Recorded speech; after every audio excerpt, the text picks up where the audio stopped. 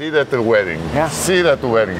If somebody calculates that in kunas, nobody's going to know it.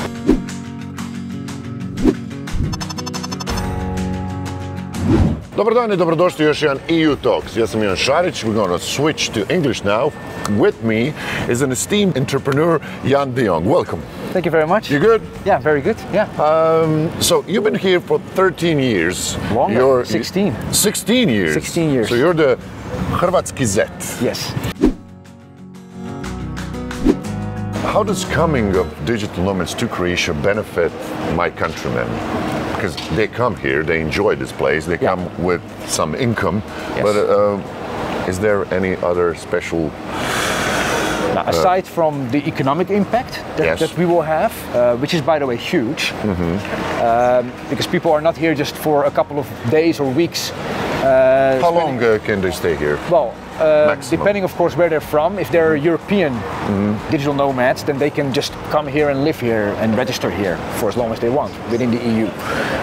The third country nationals, they can apply for the digital nomad permit and they can therefore stay for 12 months. And then you have to be aware that they're not just spending money on the touristic things, but they also will have to go to the hair salon, they will rent a car, they will do basically everything that you and I are also doing here in Croatia while we're living here.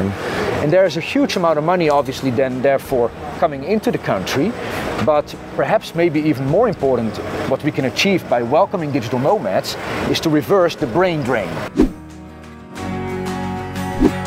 Let's talk about the Next Gen EU instrument. It supports a lot of good things, among other the digitalization of public sector. Yes. So let's talk about that. What is your opinion? Is it going to help Croatia? How much digitalization of public sector is going to help everybody? Yeah, well, I think that Croatia is obviously known for on one hand, its bureaucracy. Corruption is also still a present thing here, yes. And I think that digitalization is going to do the following. First of all, it should make things more efficient and more transparent. And I think that that's something that definitely people in Croatia would very much appreciate if we can improve on those items in the government. And I always speak very highly about what they've done in Estonia, for instance, where Estonia is also a very small country. And they were the first ones to admit and to say that they cannot afford a very big government. And they have actually therefore focused fully on digitalizing everything so that they can be working very efficiently and therefore also very cost efficiently. So how did you get your mindset around the euros conversion to kunas? Because I think it's probably something similar that we're experiencing now, going from kuna to euro. Yes. For me it was rather easy back then. I've always been good with numbers, so that's easy. And I think actually that a lot of the things here in Croatia are already being spoken about in euros. For example, real estate prices, prices of cars, the seat at the wedding. Seat at the wedding. Yeah. Seat at the wedding. If somebody calculates that in kunas, nobody's going to know. But you know exactly in euros how much are you prepaying or underpaying. Yes, exactly. What does euro mean for you as an entrepreneur? As somebody who gets investments from outside of Croatia and gets them here, does euro help with anything? Well, I think so. One example here is that I'm actually raising a lot of money right now from a Dutch agriculture fund in order to make an investment here in Croatia in high-tech agriculture technology. And those investors from the Netherlands in this case, they're looking at the kuna as a potential risk.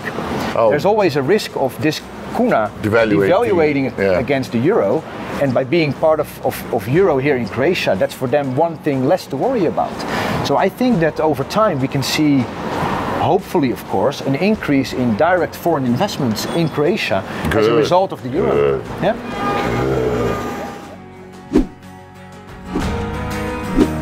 How does that affect you as a person?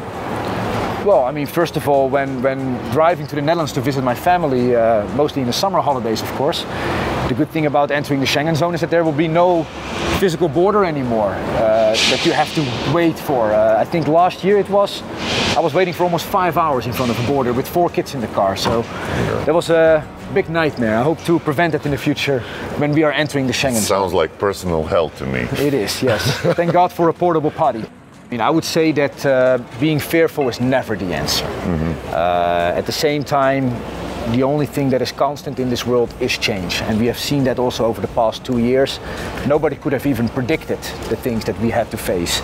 At the end of the day, we as a humanity, we are very strong as long as we are united. And I think that by Croatia joining European Union in this way and also being part of Schengen, that should only strengthen the relationship that we already have with the countries that are also part of the European Union. And that should altogether have, in my opinion, a positive effect on this country.